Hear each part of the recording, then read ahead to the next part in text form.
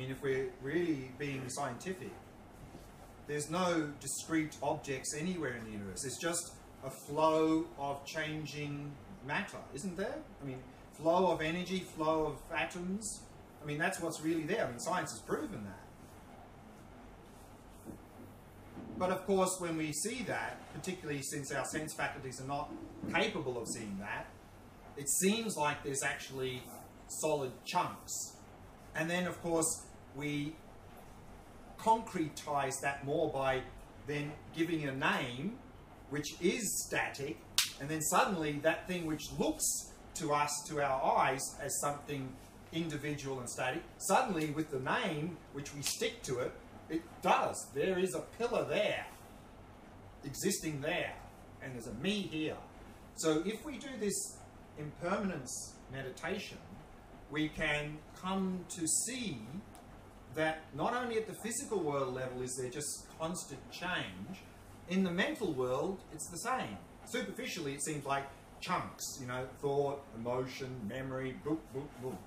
But if we look closely, again, it's just a flow of change. And if we really are very perceptive and we just see that flow at the physical and mental level, then suddenly, where's the boundaries? There are none. And this is, I think, why we can get tears in the eyes, because we are connecting with our inner nature. We're sort of like coming home. What is the inner nature? The inner nature is this. This is the inner nature. What? Is this idea of emptiness that we're going to talk about. Or another way, the flip side of that is interdependency. And so, I think often when we have these experiences, it's touching on that inner nature, and that can often have a very profound impact. We're like touching on it. Often we don't realize what's happening. We just have this strong experience. We go, what was that? But if we're really intuitive, we can sense that maybe we're coming to know things more accurately.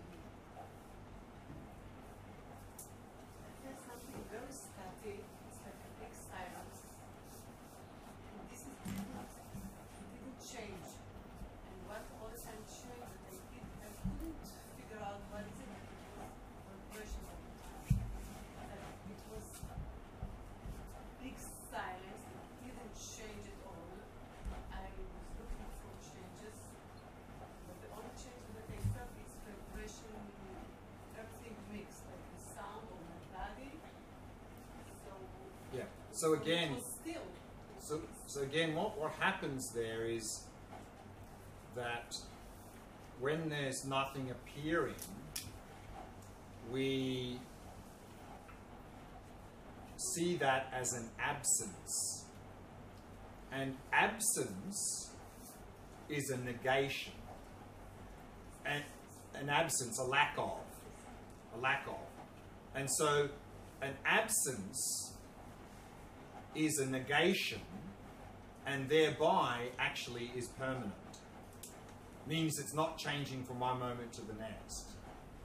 So if we see that quietness as an absence of content, then that seeing it in that way is permanent. But we can also see that not as an absence. So if we just look directly and not interpret it as a lack of and an absence, then maybe we get a different experience. Can you say something about when I contact awareness and nothing comes? There is a voice. There's a voice like a stream, like something, as if it's the voice of silence that in the Thai tradition they speak. So can you just give me the context? You're doing this practice, this or practice, of and what when happens? nothing comes, When you're I can observing do what? it even when I observe the mind or Sound. the sound changing. Right. Then comes quiet and nothing appears. Comes quiet. Yeah, I like. What do you mean it's becomes the- quiet? You mean the sound stops, or you? There's another sound. There's another very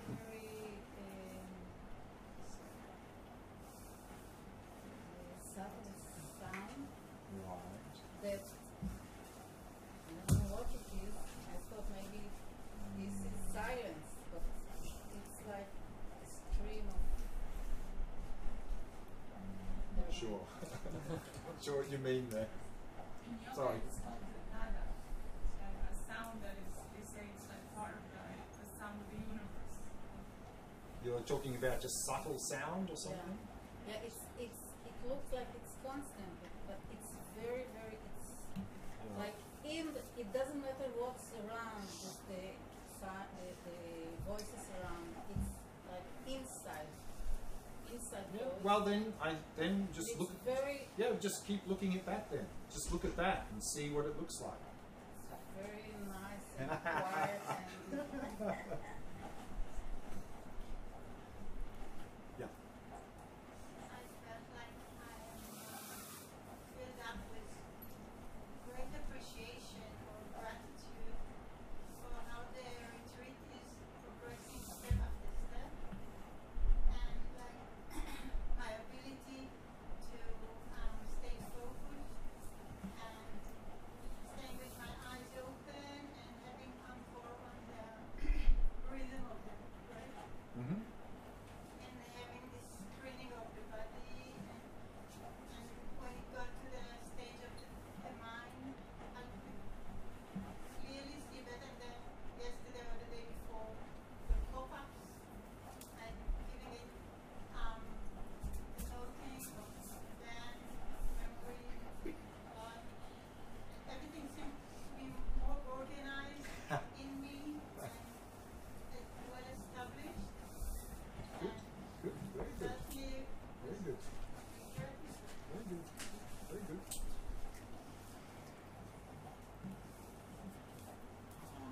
You didn't say it, but somehow I feel Mm-hmm.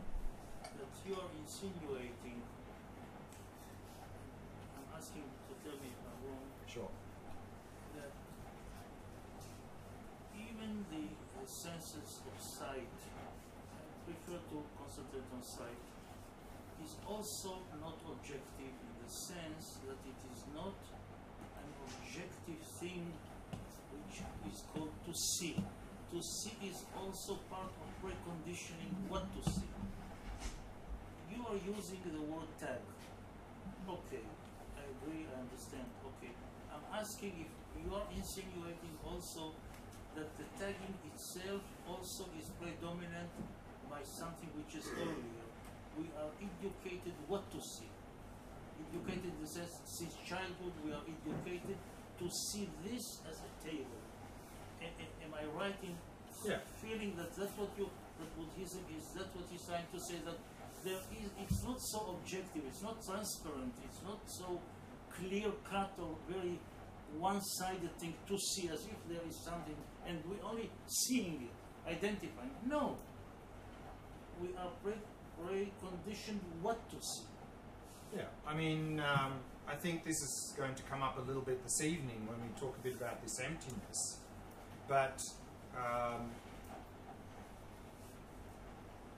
what we're going to see this evening is that according to this view, there is no sort of fixed objective world there that we're somehow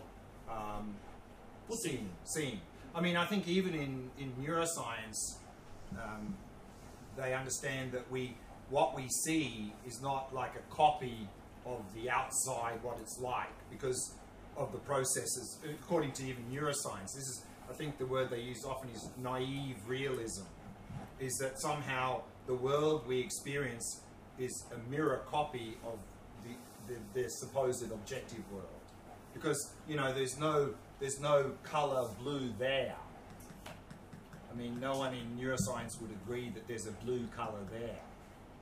You know? So even there, we talk about it being a process. So yes, is certainly in terms of how we experience, that's a process. There is no fixed objective world that we are somehow seeing or experiencing. And that we'll talk more about this evening. Right down the back. Every time when I felt something unpleasant, every time I felt something unpleasant, and I focus on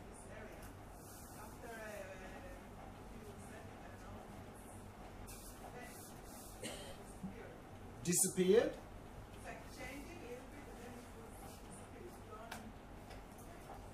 Yes, I couldn't felt what we felt in the beginning. Then suddenly something else arose, so I moved the attention to that feelings. Sure. And then again, when I put concentration that why it's happened when why it's happened and I concentrate in this Why does that happen? I mean, okay. now we are, you know, sensory, we receive massive data. And then our mind picks out just a few little things. I mean, it's very selective. And then our mind picks out just a few. I mean, our mind actually mentally, it doesn't, I mean, it cuts out so much stuff that's there, sensory, and it just picks out a few little points, and then it interprets all of that. And often, of course, if one of those little points is something unpleasant, then the mind picks out a few things and goes, oh, suffering, go away. And then, of course, it becomes massive. And so if we can simply, without allowing the conceptual mind to do that, we look directly at the sensory experience, it's a much more enriching experience because we see much more than the mental mind is cutting out most of everything. And then we're not labeling stuff on top of that experience. And therefore, often, we can have a certain sensation that we normally, our mind goes, oh, that's pain, I don't like that, go away. If we can stop that process and just see the sensation, sometimes actually what we see is that actually it's quite pleasant. And that actually the sensation was just intense. Maybe it was just an intense sensation, and then our mind goes, oh, that intense thing, I think that's pain, I want that to go away. And then we're massive suffering because of that aversion. Whereas if we can simply look, yes, there's some intense sensation, but maybe actually it's quite pleasant. Like the example I often give is, you know, if we go outside in the sun and it's 35 or 40 degrees, we go, oh, so hot, I'm suffering, I'm suffering, I'm suffering. But then we go into a sauna where it's 80 degrees, and we go, oh, that's so nice, so nice. No?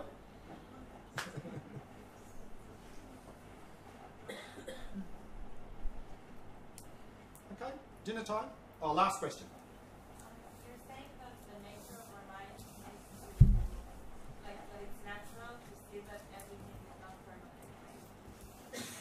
It's natural You to say that this is the nature of our mind, and I think that the nature of our mind. is... You mean it's our habit? No, you said that it's like coming home. Like, Oh, this experience. yeah. It's like coming home. Yeah. Is that to see things as just in this flow, Yeah. right? So I feel like there is a reason for why we give names to things, because we need to save energy. After all, if I would Sure, every sure, small thing sure, in sure. this room, I'd go crazy. And that's what we're going to talk about this evening. So yes, we have to give names to things, but the problem is we don't realize that's what's going on. We do give names to things, but then suddenly the name gets stuck to the object and we say, oh, there's a pillar. And we don't realize, oh, actually, we're giving a name to this collection of stuff there because it's useful to call the pillar. We have to. Otherwise, we can't function. So this is the problem.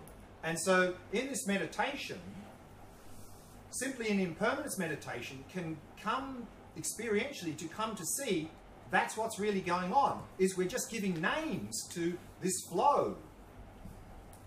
I mean, you're right. This is exactly what we're doing, but we don't realize that. That's the problem. That's why we have mental afflictions and suffering. Yeah, quick question, then we have to stop. Yeah. So you said that in mindfulness we need to live peaceful and friendly with the feelings, with the emotion. With mindfulness, we've got to do what? Sorry, I didn't catch. Something about friendly something?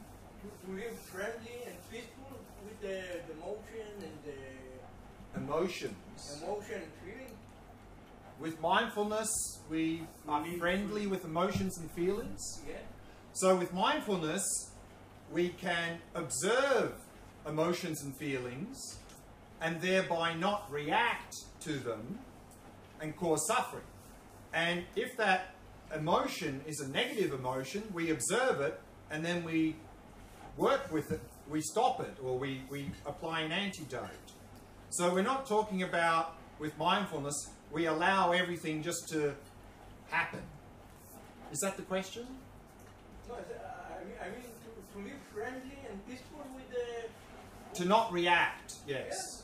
Yes. Yeah, with mindfulness we can... To see the river flow. Yeah, exactly. And then we can work with that instead of reacting against it. Yes. Okay, let's break for dinner. Come back.